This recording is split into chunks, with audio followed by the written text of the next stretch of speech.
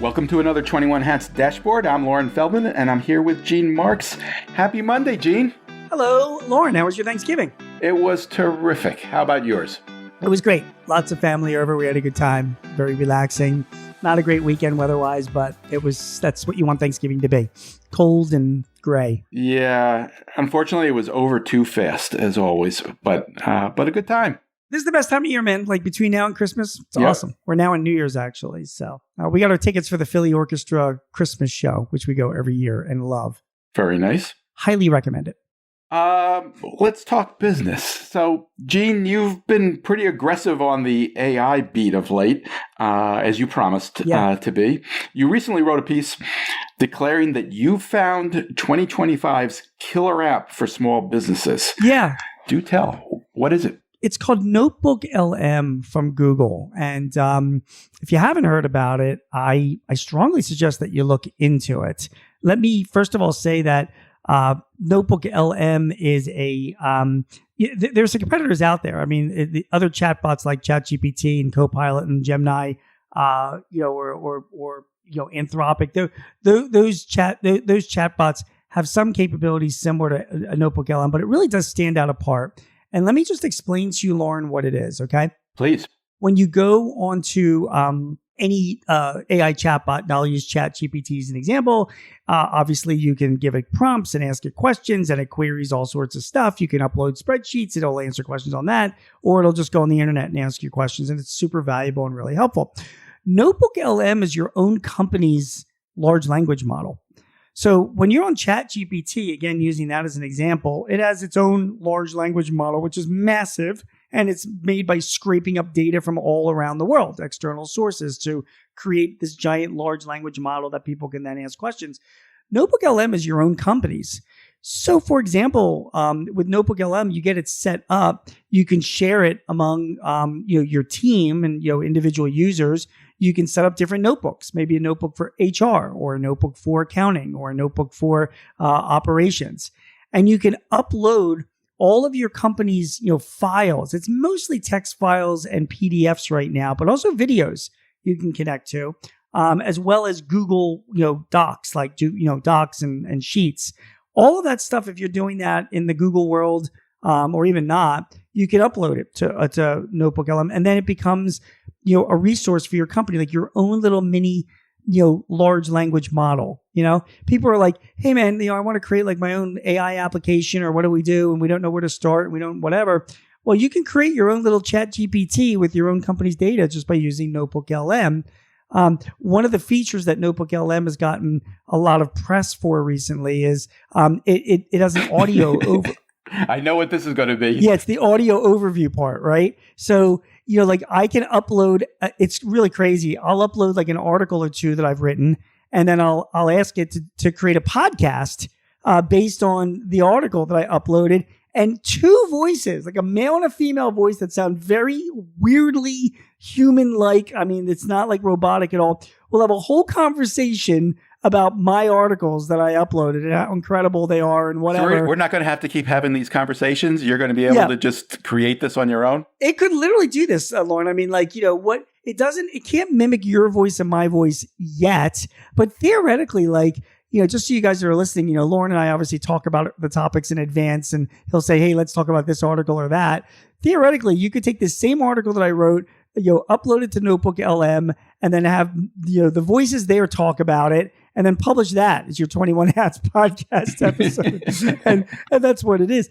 I think the whole podcasting thing is a little overblown, because I don't believe that people find that interesting. I mean, I think they like to hear humans and personalities and points of view and all of that.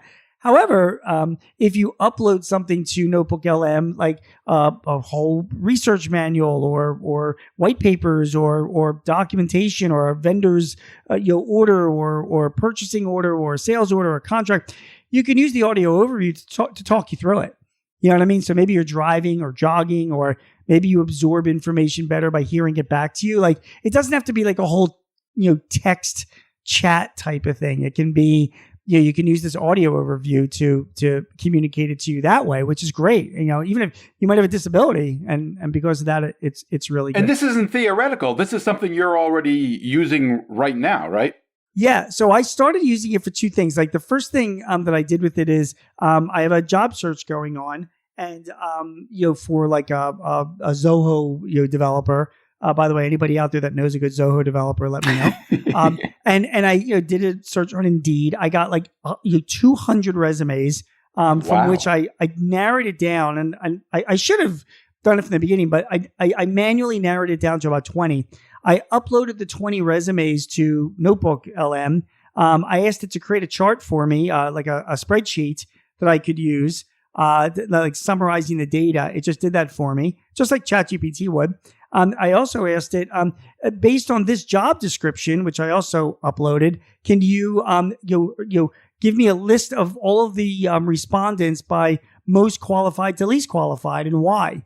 And it did that too. Like it's using my own data as its own little AI large language model, and it went and it did that work for me on those people. I mean, so did you review it? Do you think it did a good job? Yeah, it's pretty. And obviously, what you bring up is the obvious answer. I mean, you never rely 1,000% on what AI is doing for you, and blah blah blah, which is true. So yes, I did review it, and it was good. I mean, it definitely quantified who I thought was more qualified over others, and it's there for me to use. So that was one thing that I do.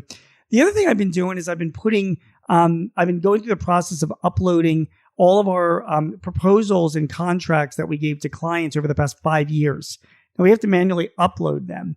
And but once they're there, you can just query NotebookLM questions about it, like what clients I have a quote going out for this type of project. What projects were similar to this type of project in the past 5 years, and it would list out for me similar projects and what we charged and the kinds of services that we performed. And that's helpful because then I don't have to go through like a bunch of files and find that information. I can just ask it, and it gives me that information. Do you think it could just do the proposal? Could you just put in the? Not yet, but it will. I mean, I think that's where so much of this is going. I mean, where I think this is real leading, Lauren, is that we don't, right now we're so used to like generating files and documents. I mean, honestly, we can upload whatever information we want to NotebookLM, and then do we need Dropbox anymore? Do we need to store these files and documents once they're there? I mean, you can then ask for it to create a new file for you or an updated file for you, and then obviously be used to do actual tasks like sending emails out based on this information or creating a task or things like that. So it's and again, it's not using data. So like I can't upload my accounting data to it, but we do invoices that are PDFs. So we could start uploading our PDFs to NotebookLM. And that way me and my team, even people that don't have access to our accounting system, can ask questions of our accounting history, of our invoice history. You know what I mean? Like, what did we bill this client, and what was the rate that we used, or what services did we perform, or those kinds of things. And they don't have to interact with our bookkeeper for those answers. They can just get it right away from our own internal large language model. Didn't you write in your piece that you're actually using it for financial analysis, that you've put in your tax returns? Yeah. I uploaded our financial statements and tax returns. I started asking it questions about, any anomalies that it sees, or any comparisons that it wants to make, or any analysis. And it did. It would tell me like different expenses that seems unusually higher or lower than in the prior year. Things that you hadn't spotted yourself, right? Correct. Yeah, that is correct. So it would only, and these are all in PDFs. Now, obviously, the first question is, what about security, right? We're uploading. Well, I was going to get to that. I mean, I think we've had this conversation before, but Google promises that it's not using your data and it's not using anything to train other AI apps. It's completely secure and confidential, and it's all yours. That's what Google is promising. Take and that at face value. No, I don't believe them. I really don't. And I don't believe that it's secure either, because, it can certainly be hacked. I mean, I don't care how strong you think Google or Microsoft or any of these big tech companies are. They have their security issues too. I think, bad actor employees could get access to this information and sell it. I think there's a lot of exposures there. Well, there was an example in an article that you and I have talked about. Business Insider published it about Microsoft Copilot, and an example of, I guess some companies had the experience of rolling out Copilot and figuring out that anybody at the company could get access to sensitive HR documents, to the CEO's inbox and emails. What do you make of that? Yeah, so there's two issues there, and it dovetails into the Google, the NotebookLM issue, right? There's external security of your data and internal security of your data, So, we've been talking about, is the data secured, from bad actors outside of your company? And again, I say it's not 100%, but you just need to evaluate the risk and reward. The Microsoft story is also interesting as well, because you're right. Business Insider, published this report saying that Microsoft, Copilot users, enterprises, they're trying to implement Copilot across the enterprise, are running into security issues because they're using AI and asking questions their employees, and like their responses are coming back with sometimes confidential or private data, conversations and that's between like the CEO and somebody else. They're all appearing on like not ideal, not great, right? So you're like, geez, and that's an internal security issue, and the warning is that at Microsoft, they this was all a configuration issue, and it's Microsoft's fault because Microsoft, it's not a bug. It's just that they did not tell their customers how to properly configure their software. And this is not a new issue, Lauren. I mean, again, we've been implementing CRM software for 20 years. When you set up a CRM database, it includes notes and calendar items and emails and all sorts of confidential stuff. You need to go through a process of securing that data. You set up individual users, what rights they have, what they're allowed to access.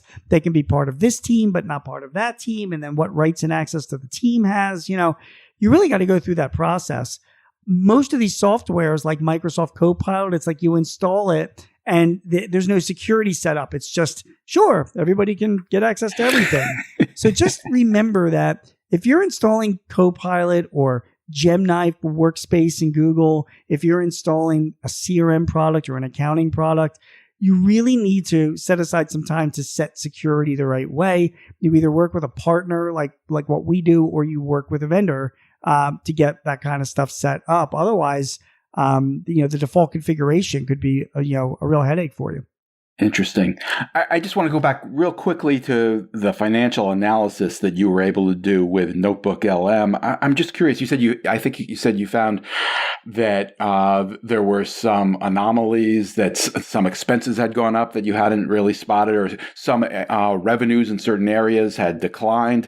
Was it the kind of information that you acted on? Did you make decisions based on what you learned from that process? No, not yet. It was more, that's nice to know information, not need to know, is what it's been. Do you know what I mean? So, it would say like, gee, you're so-and-so, your travel expenses went up a lot more this year than last year.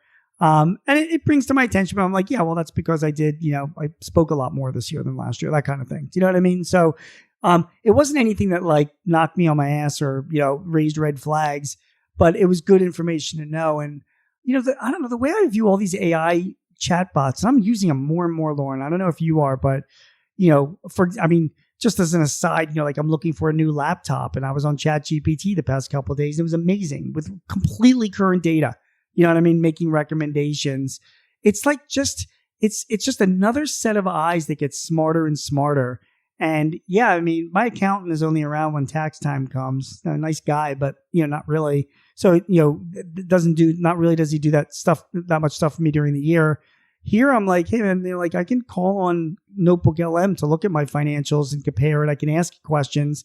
And it comes back to me with some experienced point of view. It might not be right all the time, but I like it. It's just another opinion. We should all be doing that. That's what I think. Makes sense to me. Last topic for today. You wrote recently about passwords. I've been hearing for a long time that passwords are going away. Are passwords going away? Yeah, they are. I mean, the big tech companies, and we need to all prepare for this as business people. The big tech companies, Microsoft, Apple, Google, Samsung, all these guys they're moving away from passwords. I mean, I wrote this for The Guardian. Can we all admit that we are just not mature enough to really use passwords? Okay. I mean, we're not, I think you said the issue is we're not smart enough. We're not smart enough. We're too dumb. I mean, let's face it. I mean, like there was this recent study that came out from a password security company that the number one most commonly used password in 2024 is secret. The word secret. And the number 2 is 1, 2, 3, 4, 5, 6. And number 3 is the word password. I mean, what the, right? I mean, like. We never learn, do we? We're morons. And like, okay, we all know we need to be using all these like, complex passwords with capital letters and asterisks and symbols and all of that, but we can't remember all of this. And well, it's hard enough when it's just a one person, handling my own stuff. I get screwed up with passwords sometimes, but when it's, a team and you have a bunch of people and they all have to be able to get access to something, it complicates it. It's tough. And then there's the password managers that are out there like LastPass and Keeper. And they're fine, but look, LastPass got hacked last year. I mean, what a catastrophe that is. Like you're paying for it to secure your passwords, and it gets hacked. So all that. None of that is that great. So the big tech companies, I mean, biometrics have been a thing. They're not catching on as fast as the tech companies would have liked. I mean, most devices that you get have fingerprint and eye scan. Do you use that, Lauren? Do you use like a fingerprint or an eye scan? Every time I get a new device that offers that, I try it, and it just doesn't work for me. I find, like with my laptop, my MacBook, it sometimes works for like a week, and then it seems to. I don't know if it's maybe I have a faulty thumbprint. I don't know, but it seems to stop working. Yeah, the biometric stuff is a little scary because what if it doesn't work and then you're like, well, now I can't get access to this thing because for some reason it doesn't recognize my thumbprint. You know what I mean? Like it's just, because it's hardware that's part of it and the hardware breaks. So I don't know, so people have been tough to go to that. Then there's multi-factor authentication, which is fine. And obviously a lot of services set those up. My recommendation, I have on accounts where there's money involved, like PayPal for my PayPal account and some others. I have Google Authenticate, it's just an app and it's really good. Like, it's on my phone. So if I try to log into PayPal, I use a password, but then it says, give me your PIN, your code from your Google Authenticate app. And sure enough, on my Google Authenticate app, I go in there and there's a newly generated code for PayPal and I use that code and it gets me in. You know what I mean? Like Google Authenticate talks to PayPal and communicates that password so it matches what I then key in. And it's pretty good. Some people use those USB keys, those UB keys, where if you want to get access to your financial information, you got to have the thing in your port, your USB port. Otherwise, it won't let you go. But that's hardware again. And you attach it to your key, you might lose it, and then that's an issue. So there's all that. The big tech companies, though, they're moving pretty fast towards pass keys. And a pass key is where, and maybe you've already started seeing this, Lauren, like you try to log in, you do give your password, but then it asks you for a PIN. And the PIN is connected to your local device, So as long as you're on your device, and you put in the PIN, it recognizes that you're on that device and you're logged into that device, and then it lets you in. You know what I mean? And that, the big tech companies are agreeing that is like the best way to secure your access into their software. The issue is what happens if you lose that device, or like when I get rid of my laptop, when I replace it. I'm told to like drive a nail through the hard drive of the laptop. Do you know that? So like to completely disable it. Really? Yeah. Because you can't wipe it. Think about your laptop. How much confidential information you've got stored. But can't you take that off? Isn't there? There is. So there's software that's out there. And I just wrote about that in Forbes yesterday, and now I'm forgetting the name of the company I mentioned. But it was they swear up and down their software completely wipes clean the hard drive. And they're selling it to corporate enterprises that want to wipe clean devices and then reissue them.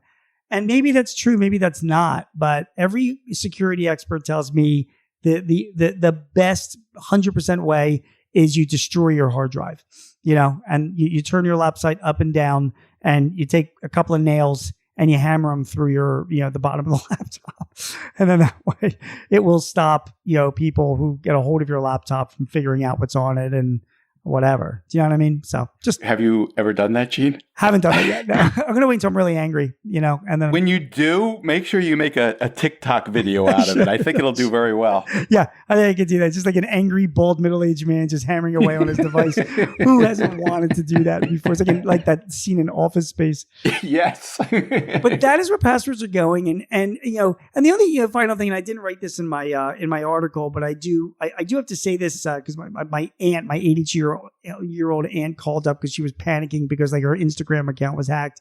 And I do have to say that when you're running a business and it comes to security over your personal and your business, information, you're going to have to, it's a never ending war. But you have to prioritize. And to me, it's like wherever your money is should be the most secure, right? I mean, if somebody hacks into your email account, for example, or your Twitter account, all right. I mean, that's a pain in the nuts and, that's going to have to be something you deal with, but you don't want your money going anywhere. So that's where you have the multi-factor authentication. You go to the lengths to maybe have a USB key, or you have a third-party authenticator app, or you set it up with your banks. You're using a local PIN, a passkey, because that's, to me, that's the most important thing, is making sure your money is secure. Everything else kind of falls down in priority. That's my takeaway there. Is there ever going to be a really, truly, definitively easy and completely secure solution to this? No, because the hackers will always find ways to imitate our fingerprints and our eyes and face recognition. They're always going to find ways to figure out what our passwords are that we're using, our authenticator keys. There'll always be a way around it.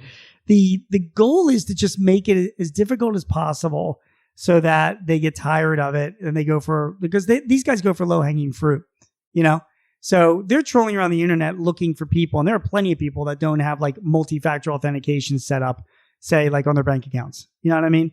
So they'll find those. That's who they're looking for, and then they can grab that money, as opposed to like having to go through extra steps to try and hack through different layers of security, unless you got $1 billion in your bank account. So the goal is to try and keep it as difficult as possible, but it'll never be 100%. You're never going to have that security issue where you're 100% secure. You just got to make it as hard as possible. Anything you're working on for this week that we should keep an eye out for? So which would be of interest to you.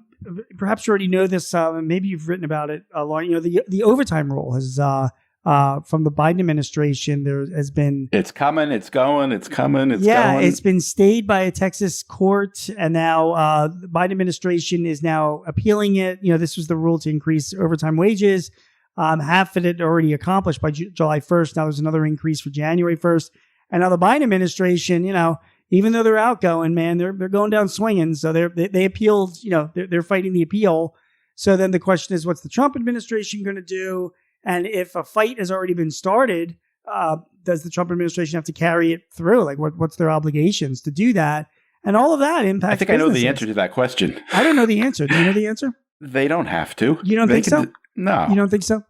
Yeah, probably not. Probably not. I mean, I think if they could just pull the appeal back and say, we're not going to pursue this, and that in all likelihood is going to happen. But then the question is, what about all the companies that raised their overtime back in July? Does it go back to January 1st rule of 2024, or will it stay at the July 1st number? And then the companies, once they've changed their overtime policy, you can't roll that back. I mean, on your employees, can you? You can, but it's not great. Well, what was the ruling? Is the ruling that the judge issued staying this? Yeah. Did it freeze it with including the increase in the exemption level that already went through in July, or? So let me just say that I will know more details to answer your question as I start writing this. Okay. My understanding was that it goes back to the original rule that went effective earlier this year. You know what I mean? From the beginning. That makes sense. But I will, I'm going to know that more when I actually sit down and start writing this piece. I'm sure we will talk about that again. And I got quotes from a couple of attorneys, giving me their thoughts and opinions. But it's just another headache. And there's going to be a lot of that in 2025, rolling back of some of the Biden regulations, and we'll have to see. I also want to write about, Trump, nominated this new Department of Labor chief. You know what I mean? And she's like a kind of pro-union. Yeah, she's pro-union. And her name is it's Lori Chavez de Remier, and she she's also the PRO Act, which really curtails the use of independent contractors. Really interesting, isn't it? So that's a question. Like, what do businesses do to react against that? What can they expect? So I'm going to start tackling that as well. It's interesting. Sounds good. Gene Marks is a CPA who writes weekly on small business for The Guardian, The Hill, The Philadelphia Inquirer, The Washington Times, The Chicago Daily Herald, Forbes, and Entrepreneur. You can also hear him on ABC Radio's Eye on the World with John Batchelor. Gene hosts 2 small business podcasts with Paychex Corporation and The Hartford. Thank you, Gene. Thank you, Lauren. We'll see you next week. Have a great week, everybody.